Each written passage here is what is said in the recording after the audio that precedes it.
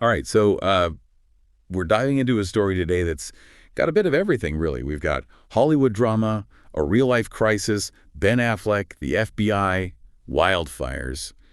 It sounds like something straight out of a movie, doesn't it? Yeah, it does kind of have that blockbuster feel to it. But this is not a movie. Mhm. This is happening right now in LA County, and trust me, what we're going to uncover is going to surprise you. Yeah, it's amazing how a story that seems so simple at first can become so complex when you start to look at the wider context. Absolutely. So we've got these news reports about these really intense wildfires, and Ben Affleck is right in the middle of it all.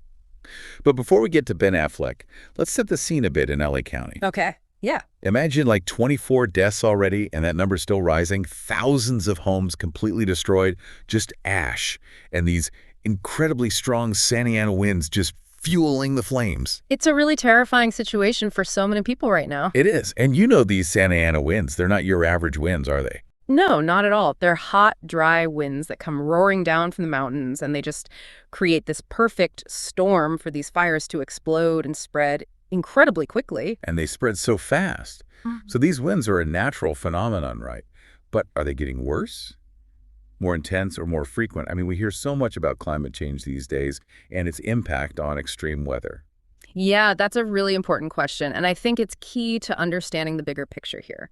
Scientists have been warning us for years that climate change is going to lead to more extreme weather events, and that includes things like hotter and drier conditions, which of course make these wildfires way more likely and much more severe. So it's not just bad luck that these fires are happening. Not really, no. There are these larger forces at play here. So then it's not even just about how often these fires are happening, it's about how intense they are too. Exactly. The hotter and drier it is, the more fiercely these fires burn, and that just makes them so much harder to contain. That's pretty scary when you think about it. And it makes you wonder how firefighters even begin to fight something so powerful. It takes incredible skill and courage, that's for sure, and a ton of resources. And in this case, they're actually dealing with another challenge that you might not expect: unauthorized drones. Drones. Wait, what do you mean? How do drones fit into this?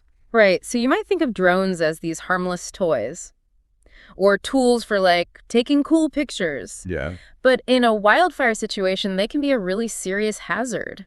People might be tempted to fly their drones near the fires, maybe hoping to capture some dramatic footage or something. Oh, I see. But what they don't realize is that those drones can actually interfere with the firefighting efforts. In fact, one of these drones collided with a firefighting plane. Whoa, that's incredibly dangerous.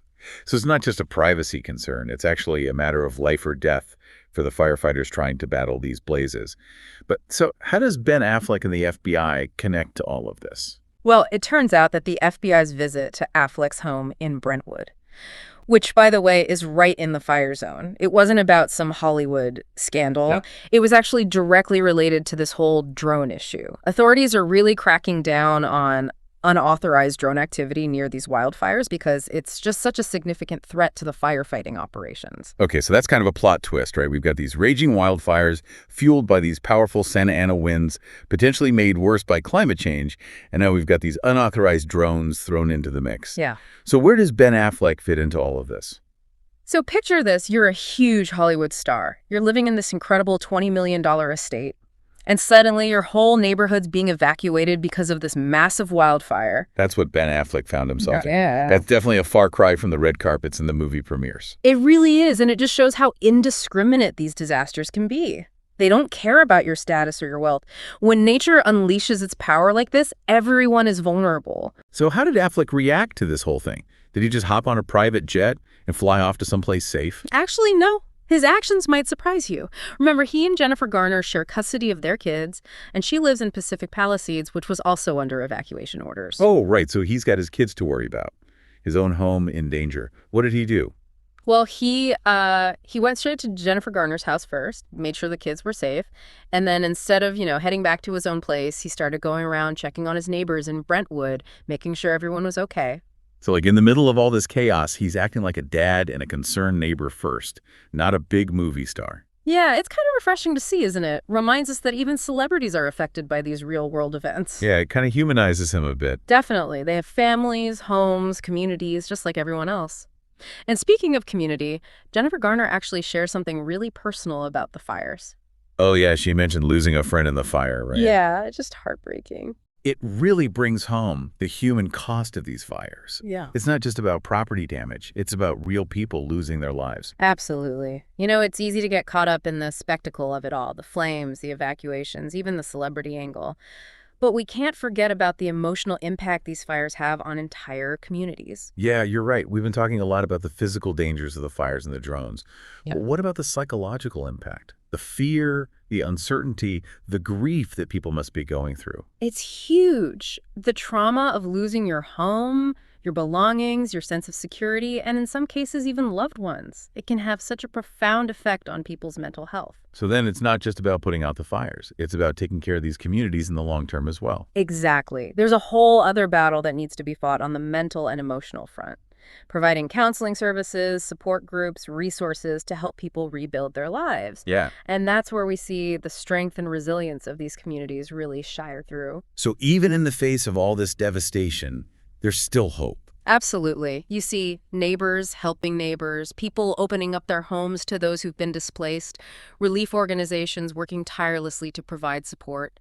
It's a powerful reminder that even in the darkest of times, humanity finds a way to come together and support each other. That's really inspiring to hear. Yeah. But it also makes you think, could anything have been done to prevent these fires in the first place? We Right. talked earlier about climate change and how that might be playing a role.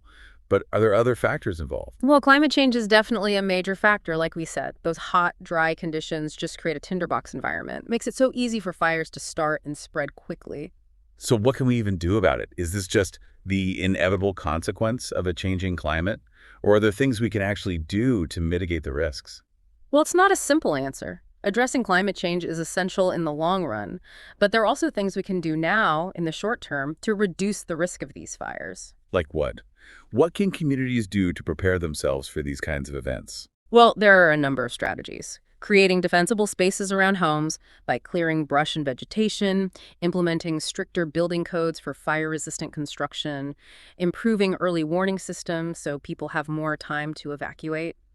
So it's about being proactive, not reactive. Exactly. It's about shifting from a mindset of just fighting fires to one of preventing them. And that takes a collective effort, I imagine. Oh, absolutely. Individuals, communities, governments, everyone needs to work together if we want to create a more resilient future. And speaking of individual actions, we talked about those unauthorized drones interfering with the firefighting efforts. That's a perfect example of how individual choices can have a ripple effect. It really is. And it's not always a positive one. It's a stark reminder that we all need to think about the consequences of our actions, especially in these kind of situations. You know, drones might seem harmless enough, but in a wildfire, they can become dangerous obstacles for the people trying to save lives and property. Yeah, that's true.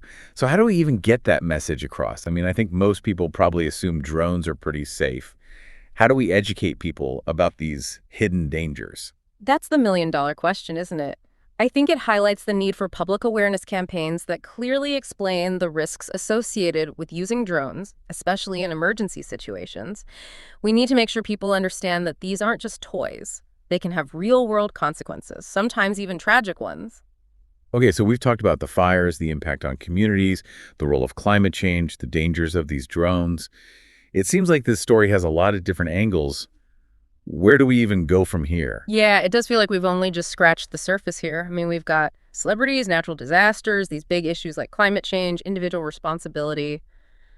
It's a lot to wrap your head around. It really is, but that's kind of the point, isn't it? Yeah. This isn't just a story about Ben Affleck and some wildfires. It's about understanding that all these things, these events that seem isolated, they're actually all connected in ways we might not always see. Yeah, so if we take a step back and look at the bigger picture here, what are the main takeaways from this whole Ben Affleck, FBI, wildfire situation?